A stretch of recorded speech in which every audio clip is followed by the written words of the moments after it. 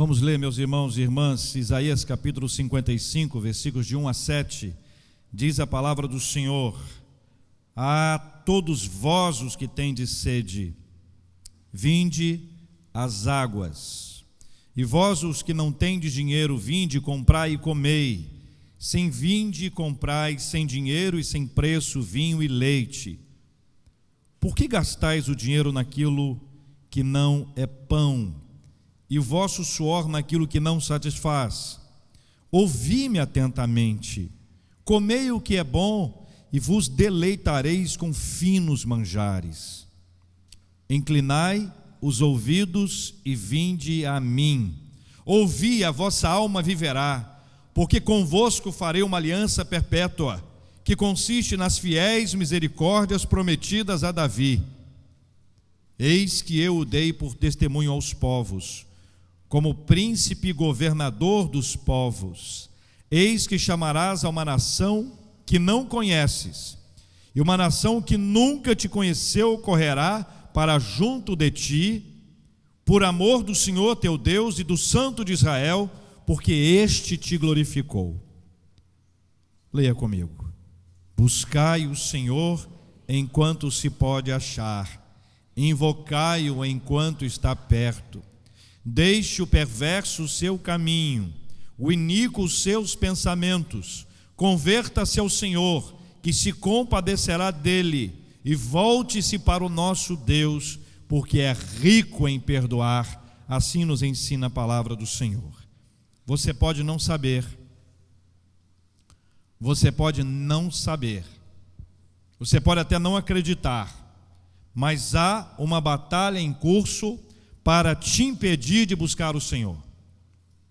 Vou repetir para deixar claro. Você pode até não saber, você pode até não acreditar, mas há uma batalha em curso para te impedir de buscar ao Senhor. E essa batalha não cessa hora alguma. Inclusive, enquanto você dorme, essa batalha está sendo estabelecida.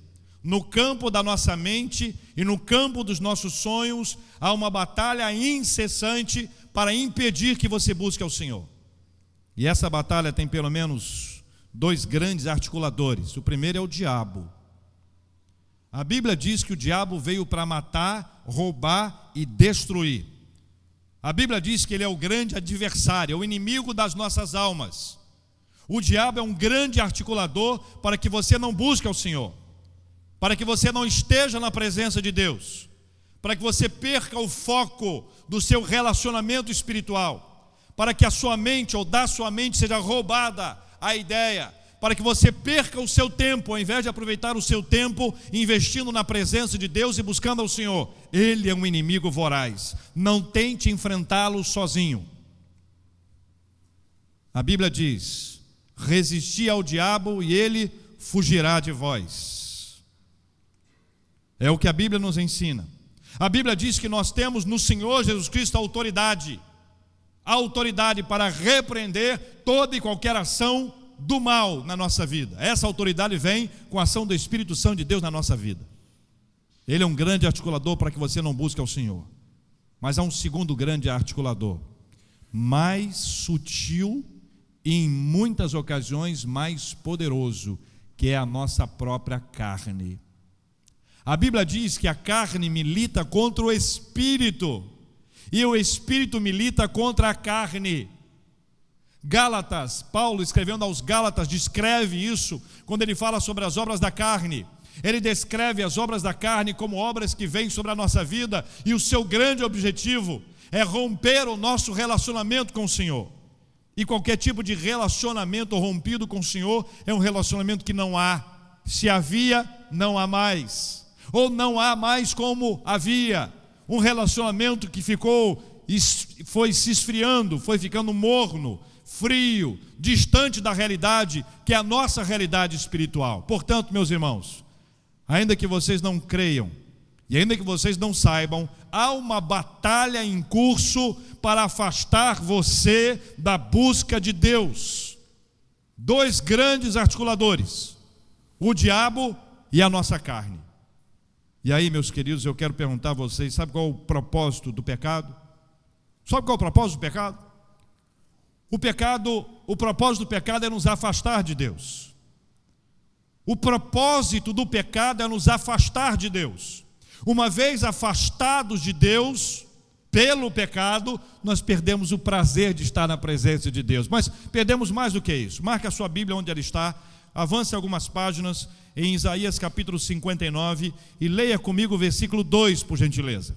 Isaías 59, versículo 2, e ouça, leia, veja o que diz a palavra de Deus. Isaías 59, 2, quem achou, leia comigo. Mas as vossas iniquidades fazem o quê? Separação. Fazem o quê, meus irmãos? Entre quem e quem?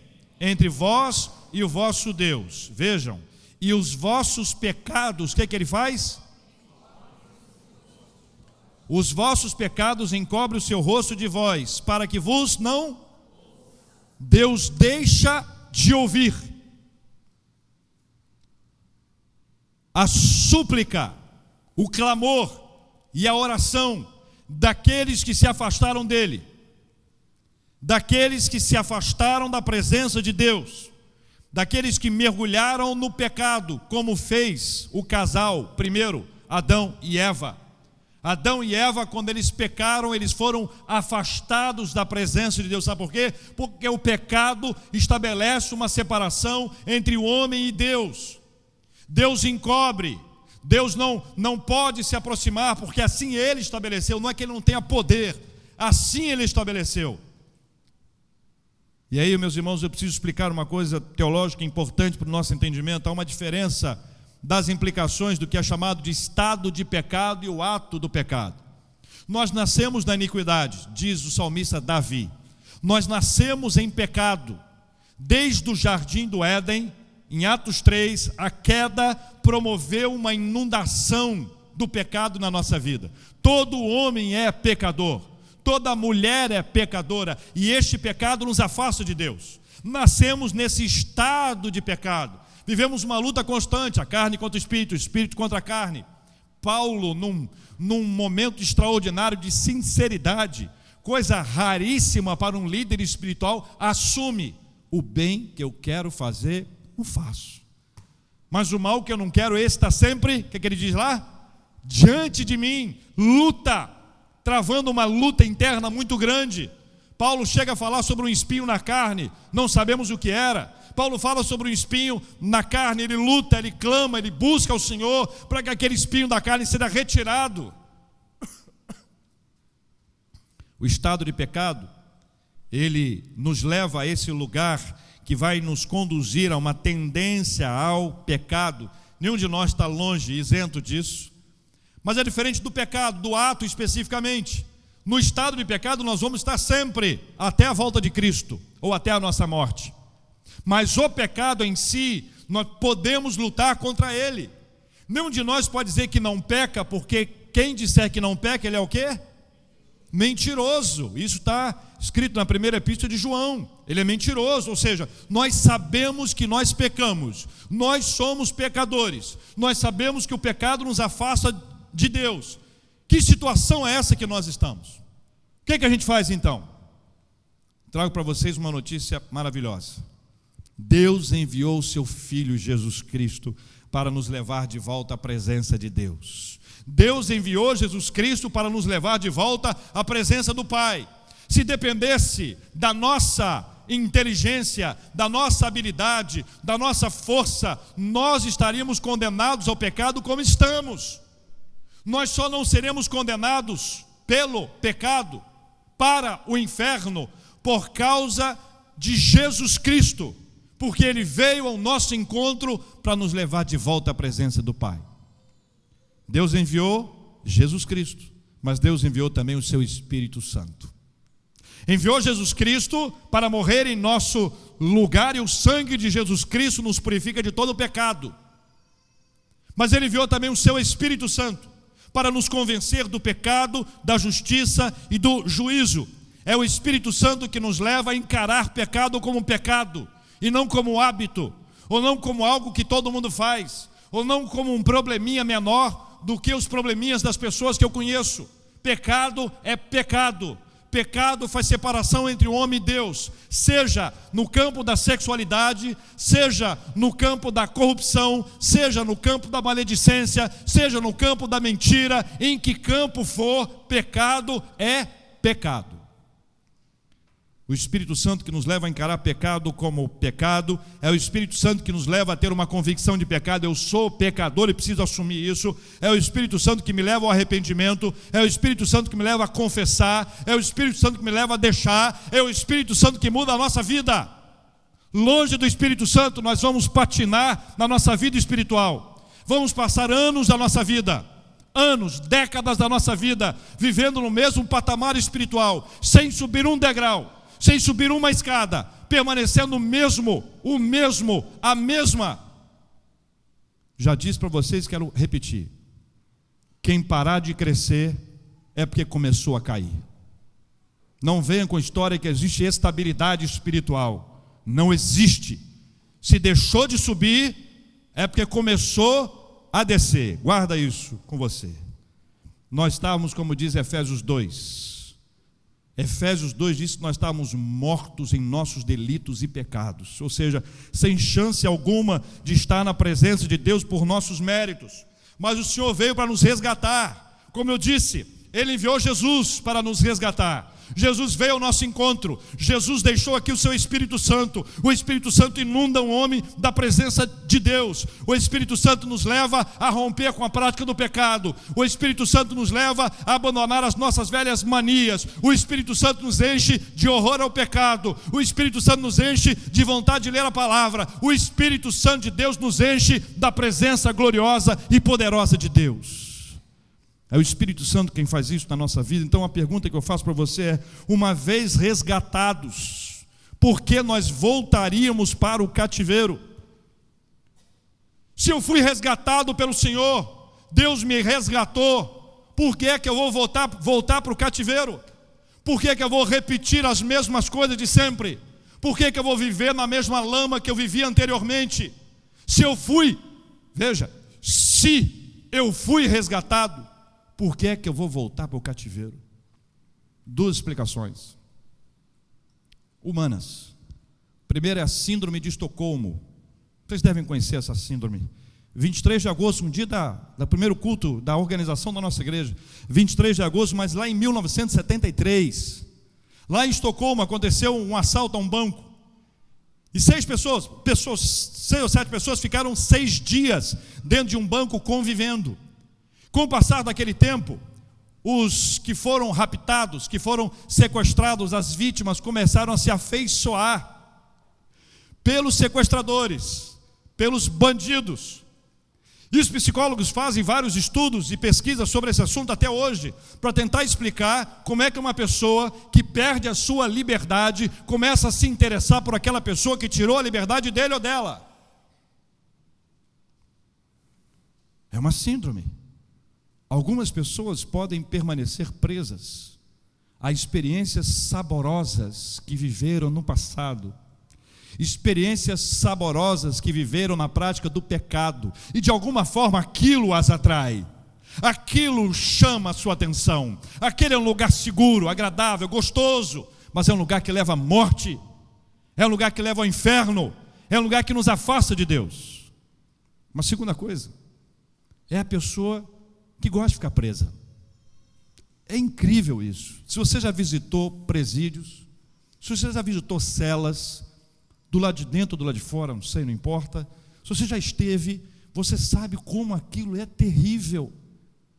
Quando aqui no Rio esquenta muito, eu fico sempre lembrando das pessoas que estão presas nos cubículos. Cubículo cabe 20, tem 120. Cenas horrorosas acontecem dentro de um ambiente como esse. Mas em Natal, em outubro de 2015, aconteceu uma coisa impressionante. O camarada teve alvará de soltura. Está liberado, meu filho, pode ir embora. Ele falou assim: eu não vou não, eu vou ficar aqui. Tem que ir embora. Não, eu quero ficar aqui. Vai embora, quero ficar aqui. Sabe o que ele falou? Eu amo a cadeia. Ele disse isso. O nome dele é Jackson. Ele disse: amo a cadeia. Ele foi expulso da cadeia. Tiveram que expulsá-lo. Vai embora daqui, empurraram ele, botaram ele para fora. Sabe o que ele fez? 2 advogados estavam entrando. Ele assaltou os 2. Assaltou, roubou o celular dos advogados que estavam entrando para trabalhar. Assaltou os 2 e disse: roubei, pode me levar preso, Levaram ele preso, transferiram para outro lugar depois. Não sei se ele continua com a mesma ideia, não sei, tem que fazer um estudo dessa mente para entender. Mas veja, eu estou dando um exemplo de pessoas que podem querer permanecer presas, mas não cabe dentro do ponto de vista espiritual esse tipo de relacionamento. Uma pessoa que viveu a liberdade do cativeiro, como ela pode querer voltar para lá? Abra sua Bíblia em Colossenses capítulo 1, marque onde você está, se você tem dificuldade de achar, marque onde você está e vamos para Colossenses. Colossenses capítulo 1, nós vamos ler aí o que diz a palavra do Senhor. Colossenses fica depois de Filipenses, ajuda aí.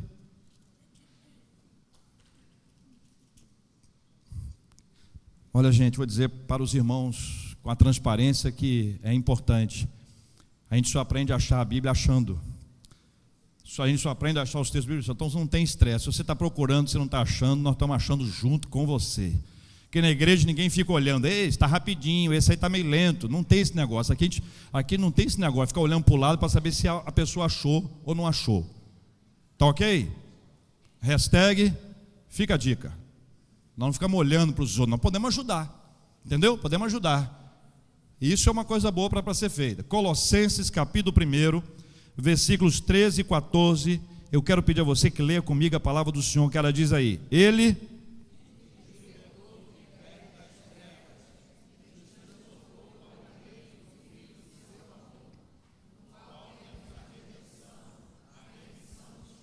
todos juntos. Ele nos libertou do império das trevas. E mais, o que ele fez? Nos transportou para o reino do Filho do seu amor. O que mais diz a Bíblia? No qual temos a redenção, a remissão dos pecados. A Bíblia nos diz que o Senhor, Ele nos libertou do império das trevas. Ele nos arrancou do império das trevas.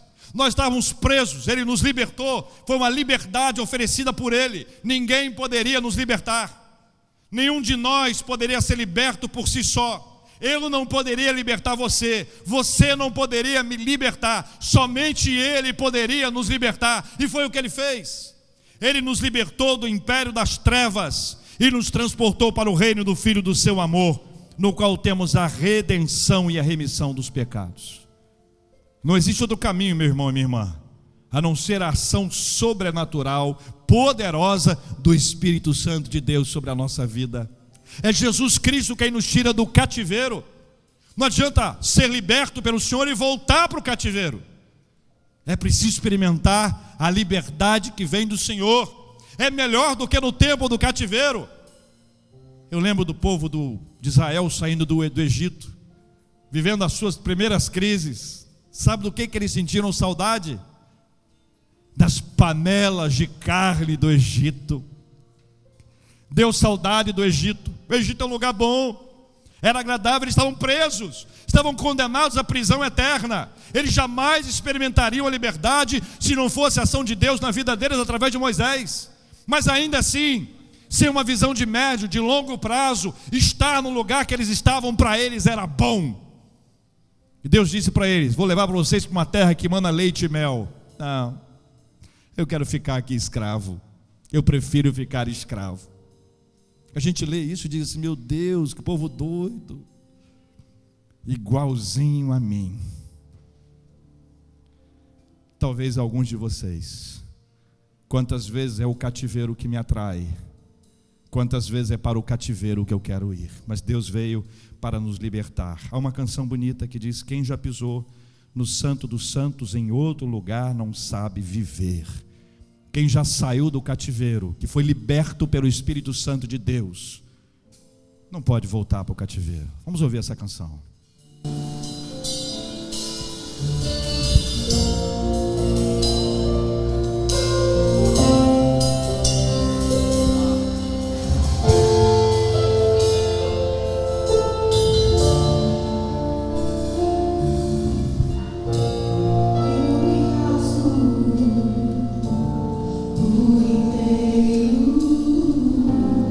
Faço tudo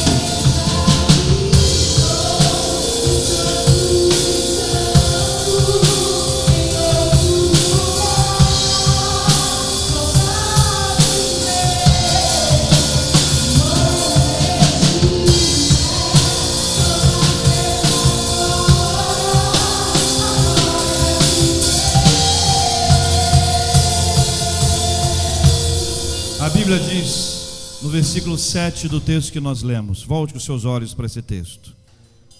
Isaías 55, no versículo 7.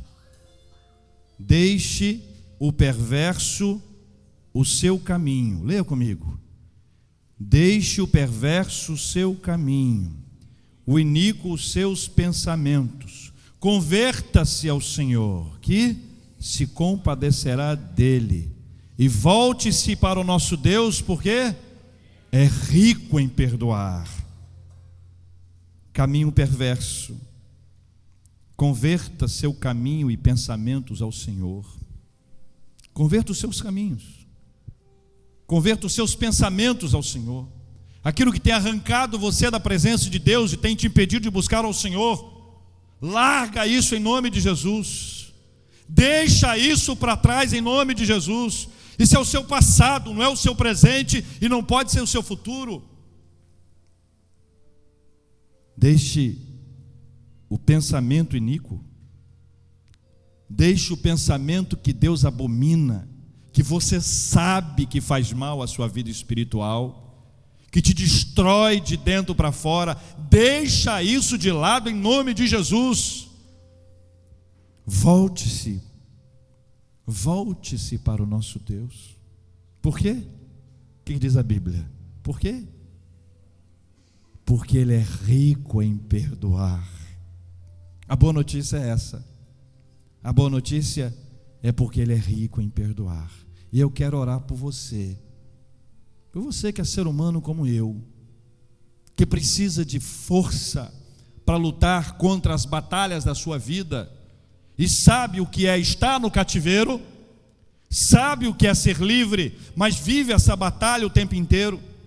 Quero orar por você que tem sido impedido de buscar ao Senhor, e você sabe se tem ou não. É pelo inimigo das nossas almas, vai ser repreendido agora em nome de Jesus. É pela sua própria carne, temos que repreendê-la também em nome de Jesus. Então vamos cantar mais uma vez. Se você quiser ser alvo dessa oração, vem aqui à frente, nós vamos orar juntos em nome de Jesus. Só deixar o seu lugar e vir aqui à frente, nós vamos orar juntos aqui em nome de Jesus. Vamos cantar mais uma vez. Quem quiser vir, pode vir. Quem quiser vir, pode vir. Quem estiver passando por essa batalha, se enquadra nesses motivos apresentados, pode vir aqui à frente, sem se preocupar com quem estiver olhando, sem ficar preocupado com os comentários alheios. Nós estamos na igreja não tem comentário alheio. Na igreja nós somos iguais, tão pecadores como todos os outros. É hora de estar na presença de Deus com o coração aberto e pedir: Senhor, tenha compaixão da minha vida. Se você tem sido impedido de buscar ao Senhor, seja por uma força maligna ou pela sua própria carne, é hora de buscar ao Senhor e pedir ao Senhor: me ajuda, Senhor, eu não quero ser impedido disso, dá-me força que venha do Senhor. Nós fomos libertos do cativeiro, nascemos para a liberdade, estamos aqui para viver o Evangelho de Jesus Cristo. É esse Evangelho que nós queremos viver para o resto da nossa vida em nome de Jesus. Vem à frente, nós vamos orar. Vamos cantar.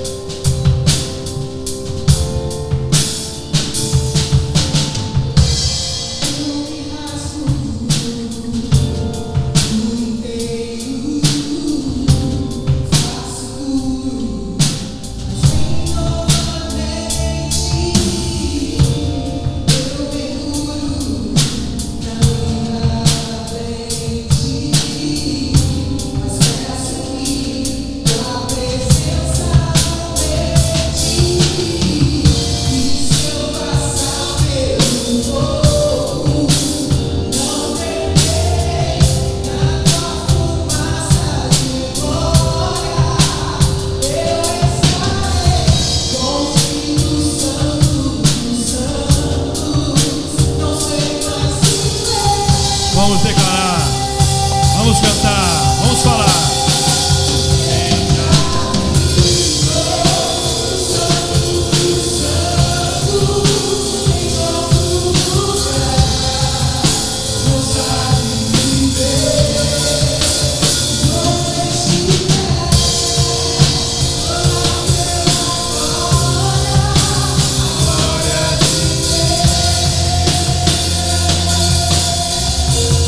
Senhor Deus e Pai, em nome de Jesus nós oramos. Em nome de Jesus, que nos libertou do império das trevas e nos transportou para o reino do Filho do seu amor. Nós oramos em nome de Jesus, o Rei dos Reis, o Senhor dos Senhores. Oramos em nome de Jesus, o Todo-Poderoso. Oramos em nome de Jesus, o Salvador da nossa vida. Oramos em nome de Jesus, que foi enviado pelo Pai para nos resgatar, para viver a nossa vida, para morrer a nossa morte através do seu sangue. Nós alcançamos a remissão dos nossos pecados, em nome de Jesus, em nome de Jesus. Teu Espírito Santo, Deus, foi enviado para nos convencer do pecado. É Ele quem nos convence. Não é a razão humana, não é a emoção humana, mas é o Teu Espírito Santo que muda a nossa vida.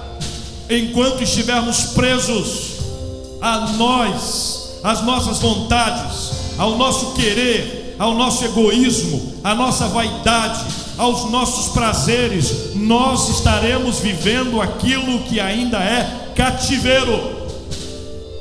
Mas o Senhor promoveu a liberdade.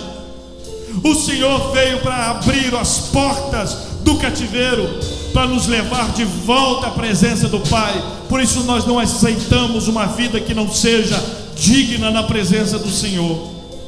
Eu quero pedir pelos meus irmãos e as minhas irmãs que aqui à frente estão, que sabem o que se passa.